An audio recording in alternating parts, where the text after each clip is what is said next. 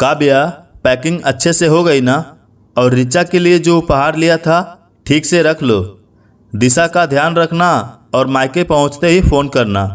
विशाल ने अपनी पत्नी काव्या से कहा।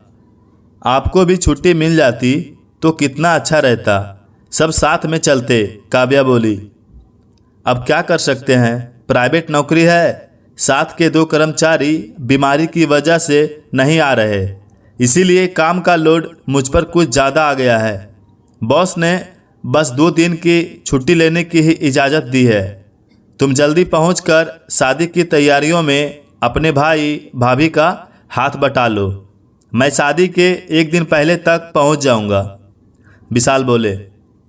काव्या और विशाल किराए के मकान में रहते थे। विशाल ने कई बार सोचा अपना फ्लैट बुक कर लें, लेकिन महानगर में इतना आसान कहाँ होता है अपना घर बनाना। लेकिन काव्या को अपनी साधारण आर्थिक स्थिति से कोई तकलीफ नहीं थी। वह हर हाल में अपने पति के साथ खुश थी, क्योंकि विशाल उसे पूरा मान सम्मान प्यार देते थे, और यही तो एक पत्नी चाहती है। काव्या अपनी 7 वर्षीय बेटी दिशा संग मायके पहुंच जाती है। स्टेशन पर उसे कोई लेने नहीं आया। बेटियों के साथ क्या औपचारिकता रखना, ऐसा सोच ऑटो करके मायके पहुंच गई। काव्या के पिताजी का तो सालों पहले निधन हो चुका था। मायके में माँ, भाई प्रमोद, भाभी श्रेया, भतीजी ऋचा थे। काव्या की छोटी बहन अलका की शादी 2 वर्ष पूर्व पास के ही शहर में संपन्न परिवार में हुई थी। अलका की खूबसूरती के चलते धनाढ्य परिवार का सामने से रिश्ता आया था, और अभी तक अलका शादी में शामिल होने नहीं आई थी। खैर, काव्या को देखते ही भाई प्रमोद थोड़ा झेपते हुए बोला, लगता है ट्रेन जल्दी आ गई, मैं स्टेशन निकलने ही वाला था। अरे भैया, कोई बात नहीं, शादी वाले घर में 50 काम लगे रहते हैं, और घर की बेटियां कोई मेहमान थोड़ी ही होती है, काव्या बोली। काव्या की माँ दौलती जी बड़े प्यार से उससे मिली। ऋचा भी बुआ बुआ करते गले लग गई। उन दोनों में बहुत स्नेह था। थोड़ी देर बाद काव्या की भाभी निधि रोजमर्रा के चाय के कप में चाय लेकर आती हैं। यह वही कप थे जो पिछले 5 वर्षों से उपयोग में लाए जा रहे थे। हाँ भाभी, अब बताइए क्या काम है मेरे लिए, काव्या ने बड़ी आत्मीयता से कहा। अब तो सारा दिन काव्या का किचन और शादी की तैयारियों में निकल जाता। कभी साड़ियों को करीने से पैक करती, तो कभी ऋचा के लिए उपटन बनाती। दुल्हन की ज़रूरत का हर सामान का ध्यान रखती, ताकि कोई ज़रूरी चीज़ भूल न जाए। दिए जाने वाले उपहारों को भी सुंदर तरह से सजा दिया था काव्या ने। काव्या की बहन अलका भी अपने 2 साल के बेटे के साथ मायके पहुंचती है। उसे लेने भाई प्रमोद स्टेशन पहुंचता है। घर पहुंचते ही भाभी ने नए कप सेट पर चाय और नई प्लेटों में गर्मा गर्म नाश्ता परोसा। भाई भाभी माँ सभी उनकी आवभगत में लग गए। काव्या को आए 4 दिन हो चुके थे, लेकिन नई चीज़ें तभी निकली जब अलका आई। अलका का व्यवहार भी बिल्कुल बदल गया था। जिस बहन के साथ उसने अपना बचपन गुजारा, जिस बहन ने हर हाल में उसका साथ निभाया, उसी बहन को अब वह अपने से कमतर समझने लगी। अलका बात बात पर उसके गरीबी का मजाक बनाती। दीदी, आप यह साड़ी शादी में पहनेंगी? अलका ने काव्या से कहा। क्यों, क्या खराबी है इस साड़ी में? अच्छी तो है, तुम्हारे जीजा जी बड़े प्यार से लाए हैं मेरे लिए। थोड़ी महंगी साड़ी लेनी थी, बड़ी सस्ती नज़र आ रही है, लोग क्या कहेंगे?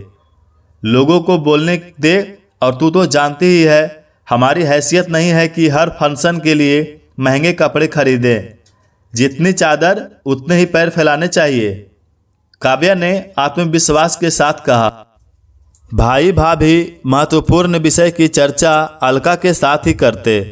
काव्या को बस किचन और दूसरे मेहमानों की आवभगत में लगाए रखते। काव्या भी चुपचाप अपने बड़े होने का फर्ज निभाती। काव्या ने एक गिफ्ट का पैकेट अपने भाई भाभी को देते हुए कहा, यह हमारी तरफ से ऋचा को उपहार है। शादी में दिए जाने वाली चीज़ों के साथ इसे भी रख दीजिए। भाभी ने उपहार खोला।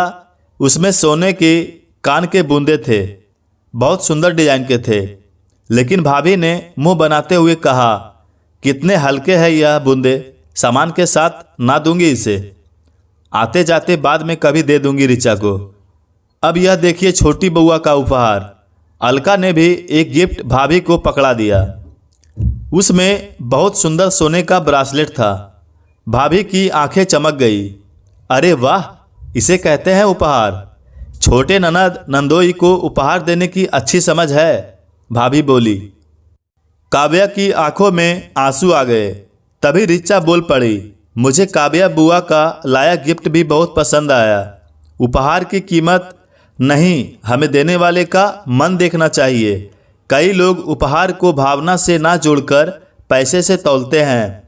काव्या को थोड़ी खुशी हुई कि ऋचा ने उसके ऊपर का मान रखा। काव्या की माँ सारी तैयारियां पर अपने पैनी नज़र जमाए रखी थी। हलवाई बैठाया गया, तरह तरह की मिठाइयाँ और पकवान बन रहे थे। बेहतरीन कैटरिंग की व्यवस्था थी। लजीज खाने की सुगंध चारों ओर फैल रही थी। तभी अलका के पति मयंक इस घर के छोटे दामाद ने बड़ी सी गाड़ी में प्रवेश किया। दौलती जी ने दामाद के स्वागत में पलकें बिछा दी। माँ, भाई, भाभी सब काम छोड़कर सत्कार में जुट गए।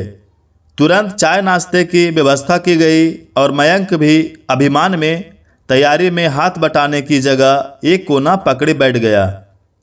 थोड़ी देर बाद मध्यम वर्गीय बड़े दामाद का आना हुआ। ना उन्हें कोई स्टेशन लेने गया और ना ही इतनी आव भगत हुई। काव्या ने ही अपने पति के लिए चाय नाश्ते की व्यवस्था की। विशाल जी खुद को उसी परिवार का हिस्सा मानते हुए सारी औपचारिकताओं से परे हटकर शादी की तैयारियों में हाथ बटाने लगे। पर काव्या को उसके मायके वालों का दोगला व्यवहार खल रहा था।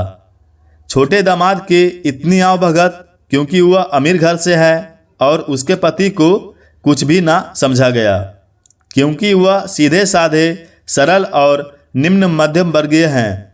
काव्या ने शादी ब्याह के अवसर पर बात को तूल देना उचित ना समझा। शादी धूमधाम से संपन्न हो जाती है। काव्या को विदाई देने में भी भेदभाव साफ नजर आया था। छोटे दामाद को भारी अंगूठी दी गई, जबकि उसके पति को हल्की। शादी के बाद सब अपनी अपनी दिनचर्या में वापस लौट आते हैं। कुछ दिनों बाद छोटी बहन अलका के पास श्रेया भाभी का फ़ोन आता है। और श्रेया, तुम्हारे भैया को दिल का दौरा पड़ा है, तुम ही शहर के सबसे पास रहती हो, इसीलिए मयंक जी को लेकर जितनी जल्दी हो सके आ जाओ। मैं बहुत अकेली पड़ गई हूँ, भाभी ने आत्मीयता के साथ कहा। अलका ने अपनी पति से बात की। उन्होंने बिजनेस में ज़रूरी काम का बहाना बनाते हुए जाने से इनकार कर दिया। तुम्हारे अकेले जाने से क्या भैया ठीक हो जाएंगे? 2-4 दिन के बाद साथ चले जाएंगे। ऐसा कहकर उसने अलका को भी जाने से मना कर दिया। श्रेया भाभी का मन बहुत घबरा रहा था। वह ऑपरेशन रूम के बाहर अकेली चिंता में इधर उधर चक्कर काट रही थी कि तभी काव्या और उसके पति विशाल जी पहुंचते हैं। काव्या भाभी के गले लग रोने लगती हैं। भाभी, यह अचानक क्या हो गया भैया को? काव्या ने भरे गले के साथ कहा। कल रात तक तो सब ठीक था। सुबह सुबह उन्होंने मुझे आवाज़ दी। मैंने देखा तो तुम्हारे भैया पूरे पसीना पसीना हो चुके थे। उन्हें सीने में दर्द और सांस लेने में तकलीफ हो रही थी। मैं तुरंत पड़ोसियों की मदद से उन्हें हॉस्पिटल ले गई। डॉक्टर ने मेजर हार्ट अटैक बताया। काव्या श्रेया भाभी के हाथ में 50,000 रखते कहती है, भाभी जल्दी जल्दी में बस इतने का ही इंतजाम कर पाई, रख लीजिए, इलाज में काम आएंगे। भाभी ने हाथ जोड़ते हुए कहा, काव्या आप मुझसे उम्र में छोटी हो लेकिन बड़ा दिल रखती हो। मैंने हमेशा पैसों की चकाचौंध में सच्चे रिश्तों की अहमियत नहीं समझी। हमेशा आर्थिक स्थिति को देखकर तुम्हारे और अलका के बीच भेदभाव किया। इसके लिए मैं बहुत शर्मिंदा हूँ और आप सब कुछ समझते हुए भी बड़ा दिल रखती हैं। मुश्किल घड़ी में मुझे संभालने आ गई। भाभी ने माफ़ी मांगते हुए कहा, भगवान की कृपा से प्रमोद भैया भी ठीक हो जाते हैं। उन्हें भी अपनी गलती का एहसास होता है और वह भी शर्मिंदा होते हुए अपनी बहन से माफ़ी मांगते हैं। दोस्तों, लोग आजकल सामने वालों की आर्थिक स्थिति को देखकर व्यवहार करते हैं, जो गलत है। रिश्तों में भेदभाव ना करें। आपको ये कहानी कैसी लगी हमें कमेंट के माध्यम से बता सकते हैं। धन्यवाद।